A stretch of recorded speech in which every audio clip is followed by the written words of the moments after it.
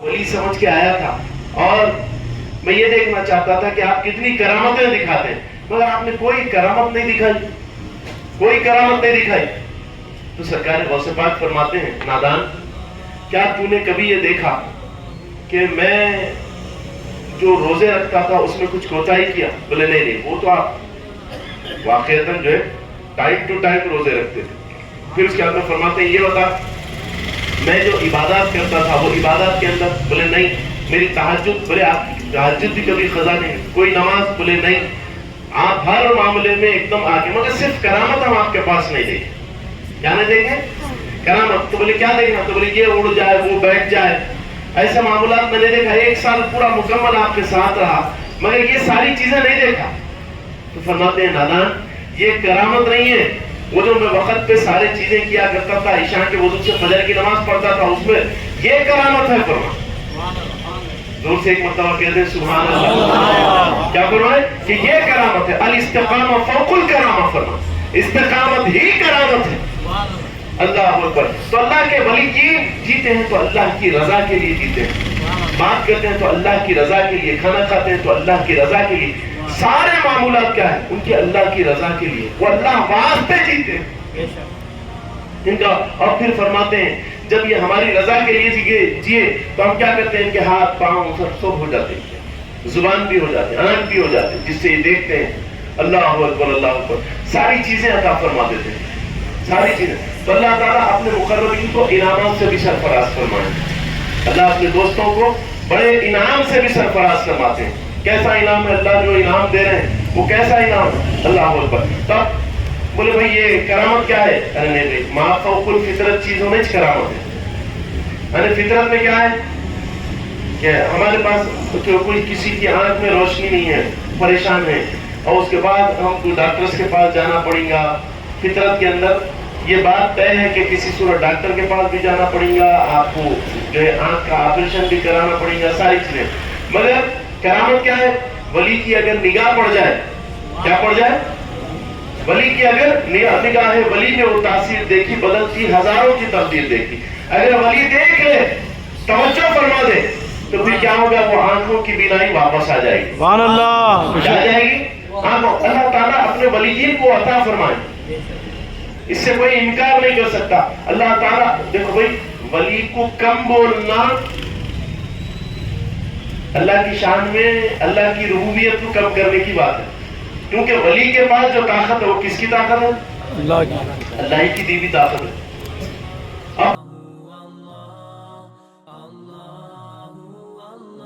حالات اگر غور کریں تو ہم شزدہ ہو جاتے ہیں، حالات ان کے غور کرنے پہ ہم شزدہ ہو جاتے ہیں۔ ایسے حالات یہ اولیاء اللہ کے ہیں، اللہ کے ولی جین کے ایسے حالات ہیں، وہ مکمل طور پر اللہ کی ذات میں گم ہے۔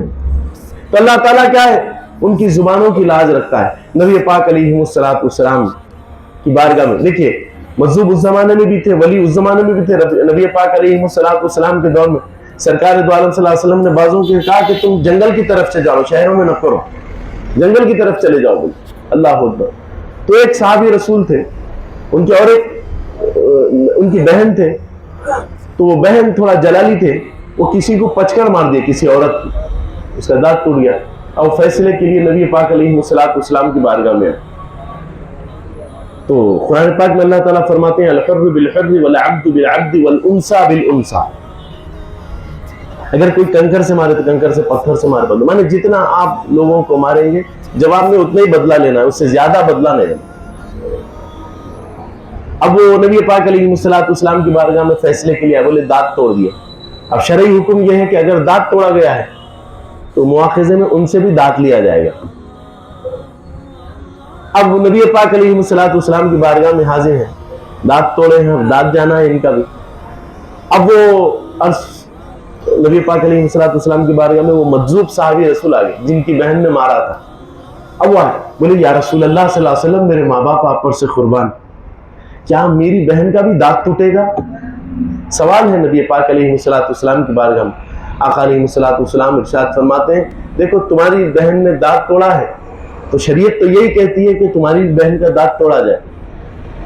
فرماتے ہیں یا رسول اللہ صلی اللہ علیہ وسلم، اللہ کی قسم ہے میری بہن کا دانت نہیں ٹوٹیں گا. بولے کیا بولے؟ اللہ کی قسم ہے میری بہن کا دانت نہیں ٹوٹیں گا انشاءاللہ. اسی لمحے نبی پاک علیہ السلام پہ وحی الہیہ کا نزول ہوا، قرآن نازل ہوا کہ اگر اس کے سلسلے میں کوئی مالی طور پر مواخذہ دے دیتا ہے تو جو ہے اس کی سزا کو معاف کیا جا سکتا ہے. پھر نبی پاک علیہ السلام جو خاتون کو مار پڑا تھا ان سے بولے دیکھو یہ، ان کو بولے دانت کے بدلے میں تم پیسے دے سکتے کیا؟ بولے ہاں ہم دینے کے لیے تیار ہیں. ان سے پوچھے تم پیسے لے لیتے کیا؟ بولے ہاں ہم پیسے لینے کے لیے تیار ہیں. مواخذہ دیے ہو گیا. اب اس کے بعد میں نبی پاک علیہ السلام وہ مجذوب صحابی رسول کو دیکھ کے مسکرا رہے ہیں اور فرماتے ہیں کچھ لوگ ایسے ہوتے ہیں جن کے بال گردانود ہوتے ہیں، جن کے کپڑے گردانود ہوتے ہیں، مگر اللہ تعالیٰ ان کی زبانوں کی لاج رکھتا ہے. اللہ اکبر، اللہ اکبر. دیکھیے اللہ کے ولیین کو اللہ کتنی اتھارٹی عطا فرمائے، کیسی طاقت عطا فرمائے. تو یہ اور پھر اور ایک بات یہ میں بتا دوں، ہر زمانے میں ولی رہے ہیں، ہر زمانے میں ولی، اور یہ زمانے کے جو ولی ہیں نا نبی پاک علیہ ان کی تو شان نرالی ہے. حضرت سلیمان علیہ نبی کی، اب دیکھیے ان کی طاقت کتنی ہے کیا ہے. چلو قرآن حدیث سے تمہیں چلے جائیں گے، جا کے وہیں دریافت کریں گے. حضرت سلیمان کا تو واقعہ سب جنے سنے نہیں، بارہا قرآن کے اندر سنے ہیں کہ حضرت سلیمان علیہ نبی علیہ السلام وہ لشکر کشی کرتے تھے، فلاں پورا حضرت سلیمان کا واقعہ آیا. اور جو ہے بلقیس وہ شاہی اپنا جو ہے تخت سجا کے ایک جگہ پہ بادشاہت اپنی کر رہی ہے. جم غفیر اس کے پاس موجود ہے، بڑی رعایا ہے اس کے پاس، بڑی فوج ہے، ہتھیوں والی فوج ہے. اللہ اکبر، اللہ اکبر. ہتھیاں بھی جمے ہوئے ہیں، سارے معاملات. اب حضرت سلیمان علیہ نبی کے علیہ حدود تھا، حدود اطلاعات لاتا، آسمان پہ اڑتا اطلاعات لاتا ساری چیزیں. اب وہ اور حدود کی خصوصیت یہ ہوتی ہے کہ حدود پانی دیکھ لیتا ہے زمین کے اندر. تو اب وہ حدود جو ہے آسمانوں کا سفر طے کر رہا ہے. حضرت سلیمان کو ضرورت پڑ گئی، لشکر کو پانی کی ضرورت تھی، لشکر لے کے نکلے ہوئے تھے حضرت سلیمان علیہ السلام. اب دیکھے کہ حدود کہاں ہے، ندارت ہے، اب تلاش کرو. اجنہ کو بھیجا گیا، سارا بھیجا گیا. اب وہ حدود جو ہے مل ہی نہیں رہا ہے. اب اس کے بعد میں حدود آیا. حضرت سلیمان بڑے جلال میں تھے، فرماتے ہیں دیکھ سیدھا سیدھا بتا دے صحیح وجہ کہاں تھا. اگر تو صحیح وجہ نہیں بتایا تو تیرے دو ٹکڑے کرا کے مشرق و مغرب میں دلا دیتا ہوں. تو بولا جان کے ہماں پاؤں تو کہوں. بولے بتا کیا بات ہے. بولے سرکار میں بہت اوپر اڑ کے دیکھ رہا تھا تو میں نے ایک جو ہے شہر دیکھا، یہاں سے دور ایک شہر ہے، قریباً وہاں سے 1000 کلومیٹر سمجھو دور شہر ہے. وہاں پر ایک رانی ہے جو تخت شاہی پہ بیٹھی ہوئی ہے اور حکومت کر رہی ہے. اچھا. بولے اس کے پاس بڑی فوج ہے، فلاں فلاں. حضرت سلیمان فوراً بولتے ہیں کہ پیغام پہنچاؤ، ایک وحدانیت کو تسلیم کرو بولو، پھر حکومت چلا سکتے ہیں.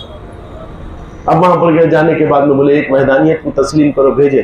تو انہیں بھی بڑے کرو فرمے تھی، بلقیس بھی بڑے کرو فرمے. اب سارے لوگ بیٹھے رہے تو بولے ہم تو بڑی طاقت والے ہیں، قوت والے ہیں. ان کے جنرلز بولے بھائی ہم تسلیم نہیں کرتے کوئی بات نہیں، اگر آپ بول دیں تو ہم چڑھائی کر دیتے، فلاں کر دیتے، ہمارے پاس ہتھیار بھی ہے، فلاں بھی ہے، فلاں ہے. اور وہ جو تخت تھا 50x50 کا تخت تھا. کتنا 50x50 وہ تو اپنی درگاہ کے ہوتا، یاقوت و زمرود لگے ہوئے ہیں اس کے اوپر، سونا چاندی ہیرے موتی ہر وہ چیز، ہر میٹل اس کے اندر موجود ہے. اللہ اکبر. اب اس کے اوپر بیٹھ کے وہ جو ہے اپنی سلطنت چلا رہی ہے. اور وہ 7 حجابات کے اندر ہے، 7 کمروں کے اندر ہے. سمجھے 7 گیٹ پار کرنا، وہ تخت کے پاس جانا ہے. اب بلقیس دانشور تھی اس معاملے میں. بولے دیکھو ہم جو کوئی ہمارا دشمن ہوتا ہے ہم اس کو کمزور نہیں سمجھنا، اس کے پورے معاملات معلوم کرنا چاہیے. اور پھر حضرت سلیمان نے دعوت دی میرے پاس آ کے ملو. تو بلقیس کہتے ہیں ہم جا کے ملاقات کریں گے. اور وہ سفر طے کر کے گیٹ کے اوپر آ گئی. بلقیس کہاں پر ہے؟ ذرا زور سے بولیے. گیٹ پہ بلقیس. حضرت سلیمان علیہ نبی علیہ السلام تخت کے بارے میں سنے تھے تو اجنہ وہاں پر ٹھہرے ہوئے تھے. فرماتے ہیں وہ میں کوئی تخت ہونا لے کے آؤ. جنوں کے سردار کو طلب کیے، بولے میں کوئی تخت ہونا ابھی لے کے آؤ. سرکار آپ بلقیس سے بات کر لیجئے، آدھی محفل ہوتے رہیں گے میں تخت لا دیتا. بولے نہیں، میں کو اب بھی چھونا. کہاں ہے بلقیس؟ دروازے پہ. अल्लाह अकबर। अब उसके बाद में फरमाते हैं मेरे को अब भी छोड़ो। बोले और एक से पूछे तुम ला सकते क्या? बोले सरकार महफिल शुरू होने से पहले ला देता हूँ, यानी उन अंदर आ जाएंगे होते रहेंगे लेके आता हूँ। बोले नहीं नहीं नहीं मेरे को अब भी छोड़ो।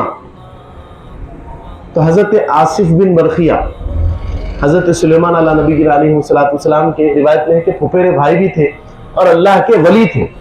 उस जमाने के आप वली थे, उस जमाने के आप वली थे। तो हजरत आसिफ बिन बरखिया फरमाते हैं हुजूर अगर आप इजाजत में रहमत फरमाएं तो ये कादिम पलक झपकने से पहले ला देगा। अल्लाह अकबर। रसाई देखिए अल्लाह के वली की, अल्लाह ताला ने कैसी ताकत अता फरमाई, पलक झपकने से पहले ला दे। हजरत सुलेमान खुद में ला ले सकते थे क्या? वली की वैल्यू बताना चाहते थे कि अल्लाह के दोस्तों की क्या वैल्यू होती है, अल्लाह के दोस्तों की क्या वैल्यू होती है। तो अल्लाह वहां पर जो है हजरत सुलेमान फरमाते हैं ठीक है लेके आओ। तो हजरत सुलेमान अला नबी अलैहिस्सलाम अभी पलक झपके भी नहीं थे, बिल्किस दरवाजे पे है और तख्त वो 7 हिजाबात में से निकल के, और वजनी तख्त था, छोटा मोटा भी नहीं, फिर 1000 किलोमीटर का सफर गालिबन, तब वो लेके आके रख भी डालो। अल्लाह अकबर। तो देखिए आप कैसी ताकत अल्लाह के वलीयीन को अल्लाह ताला अता फरमाते, कैसी ताकत अता फरमाते। वो अथॉरिटी, वो ताकत अल्लाह ताला ने अपने वलीयीन को सरफराज फरमा, अपने प्यारों को रब ताला ने वो ताकत अता फरमा दी। तो वो सुलेमान थे, वो सुलेमान थे, ये महबूब खुदा है, उनके जमाने की वली की वो शान हो सकती है, तो नबी पाक अलैहिस्सलाम के वली के जमाने की शान क्या हो सकती है, क्या क्या कर सकता है। अरे बोले भाई ये ऐसी बात बोल रहे हैं कि समझ में नहीं आती।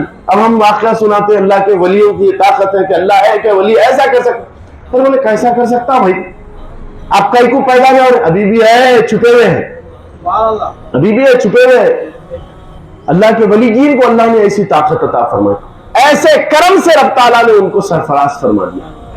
तो ये बड़े खास मामूलात हैं, ये बड़े खास मामूलात हैं। तो अल्लाह के वलीयीन से अपने आप को जोड़ लीजिए, अल्लाह के दोस्तों से अपने आप को जोड़ लीजिए। ये यहां पर आना, इनकी निस्बतों से, इनकी सोहबत में बैठना, फिर यहां पर जिक्र, ये बेइंतहा खास बात है साहब। अल्लाह के दोस्तों से मिलना, अल्लाह के दोस्तों की सोहबत इख्तियार करना, ये बड़ी खास बात है। अल्लाह ताला रहम की निगाह डाल देते हैं उनके ऊपर, करम से सरफराज, और फिर इनकी निगाह पड़ जाती है तो करम हो जाता है। और अल्लाह तो नुक्ता नवाज है। हजरत बायजीद बुस्तामी रहमतुल्लाह अलैह महफिल में कफन चोर है, कफन की चोरी किया करता है। हजरत बायजीद बुस्तामी रहमतुल्लाह अलैह को किसी ने आके कह दिया ये फलां शख्स जो है वो कफन चोर है। कफली में वो तासीर देखी, बदलती हजारों की तकदीर देखी। तो अल्लाह के वलीयीन से जुड़ जाओ। आज हम बिल्कुलिया तौर पे दौरानी अला बिज़िक्रिल्लाह तत्मइन्नुल क़ुलूब सुने नहीं हम आयत, ये अल्लाह के वलीयीन कोई आता बारगाह में बोलता बड़ा सुकून है, बड़ा इत्मीनान है, खरारे दिल मिल जाता है। बोले कैसा मिल गया? बोले बहुत खरारे दिल मिल गया। कैसे मिला? तो ये जो जाकिर बंदे थे अल्लाह का जिक्र करते करते चले गए, मगर आज भी इनकी बारगाहों पे, इनकी खबरों पे अल्लाह ताला की तरफ से रहमतें उंडेले जा रहे हैं। उसका कुछ हिस्सा, कुछ छींटे हम पे उछल जाते हैं तो क्या होता है, हम कामयाब और कामरान हो रहे हैं, हम समीम क़ल्ब के साथ हमारा सीना मुनव्वर हो रहा है। अल्लाह ताला हमें सुकून की दौलतों से हम किनार फरमा रहे हैं, ऐसे मामले। तो ये समझे बात को किसी सूरत, तो अल्लाह के वलीयीन का ये मामला है, अल्लाह के प्यारों का ये मामला है। अल्लाह ताला करम के रिफत के फैसले फरमा देते हैं, ऐसी इनायतों से सरफराज फरमाते हैं। तो ये बेइंतहा खास मामला है। और फिर अल्हम्दुलिल्लाह हैदराबाद तो औलिया का मरकज है, यहाँ पर आपको हर तरफ अल्लाह का वली मिल जाएगा, हर तरफ अल्लाह का प्यारा मिल जाएगा।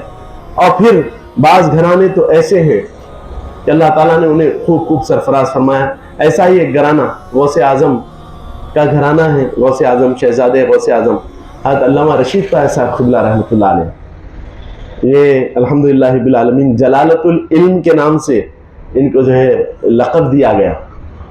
उलूम का समंदर आपके सीने में मौजूद था अल्हम्दुलिल्लाह। غوث اعظم کی نسبت بھی الحمدللہ شامل ہے، غوث اعظم کے پوترے بھی ہوتے ہیں، اور پھر الحمدللہ رب العالمین تو یہ ان کے خدمات بھی بہت ہیں، جامعہ نظامیہ کے امیر بھی رہے، اور پھر آپ کے خدمات یہ تھے الحمدللہ کئی لوگ ایمان بھی آپ کے ہاتھ پہ لے آئے، اور اپنے زمانے میں آپ نے خوب خدمت کی، خوب خدمت کی، ساری زندگی، یہی نہیں ان کی نسلیں قال اللہ قال رسول کے اندر اپنی زندگی گزارے، ان کے آباء و اجداد سارے کے سارے قال اللہ قال رسول کے اندر اپنی زندگی گزارے، ان کا بس 24 گھنٹے قرآن کے ساتھ تعلق تھا، حدیث کے تعلق تھا، نبی پاک علیہ السلام کے ارشادات کے ساتھ ان کا تعلق تھا۔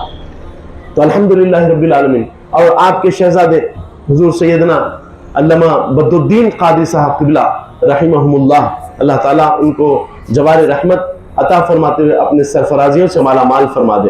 تو وہ شخصیت الحمدللہ انہوں نے بھی بے انتہا، اور پھر امریکہ تشریف لے گئے، تو امریکہ کے اندر بھی آپ نے بڑی خدمتیں انجام دی، کئی چرچ جو ہے خرید کر اس کو مسجد بنایا گیا، اور کئی لوگ الحمدللہ ان کے ہاتھ پہ ایمان کی دولتوں سے مالا مال ہوئے، اور بڑی خدمت کی اللہ تعالیٰ ان کے خدمات کو قبول فرمائے، دین کی بے انتہا خدمت۔ اور الحمدللہ رب العالمین کوئی معاملہ شریعت کا ہو جائے یا کوئی معاملہ ہو جائے، وہ اپنی ذات کو پانی بنا دیتے تھے، میں کچھ بھی نہیں، مگر یہ محمد الرسول اللہ صلی اللہ علیہ وسلم کی شریعت کے مسئلے پہ آنچ نہیں آنا، رسول اللہ صلی اللہ علیہ وسلم کی ناموس کا سلسلہ ہوتا تو اپنی جان دینے کے لیے تیار ہو جاتے۔